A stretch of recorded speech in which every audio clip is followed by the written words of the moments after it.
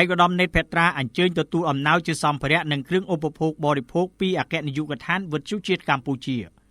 ឯកឧត្តមនេតភត្រារដ្ឋមន្ត្រីក្រសួងព័ត៌មានបានអញ្ជើញទទួលអំណោយជាសម្ភារៈនិងគ្រឿងឧបភោគបរិភោគពីអគ្គនាយកដ្ឋានវិទ្យុជាតិកម្ពុជាដែលរួមមានអង្ករចំនួន6តោនទឹកបរិសុទ្ធ100កេសបបរសណ្តែកកំប៉ុង50កេសក្រមាចំនួន500ក្រមា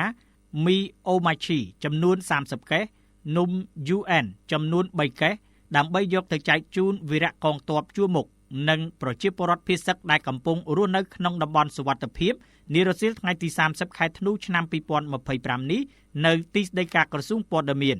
ឆ្លៀតក្នុងឱកាសនេះឯកឧត្តមនេតភត្រារដ្ឋមន្ត្រីក្រសួងព័ត៌មានបានមានប្រសាសន៍ថាអំណោយសប្បុរសធម៌ទាំងនេះក្រសួងព័ត៌មាននឹងរៀបចំដឹកជញ្ជូនទៅកាន់ខេត្តគោលដៅចំនួន5រួមមានខេត្តពោធិ៍សាត់ខេត្តបន្ទាយមានជ័យខេត្តព្រះវិហារខេត្តឧត្តរមានជ័យនិងខេត្តសៀមរាប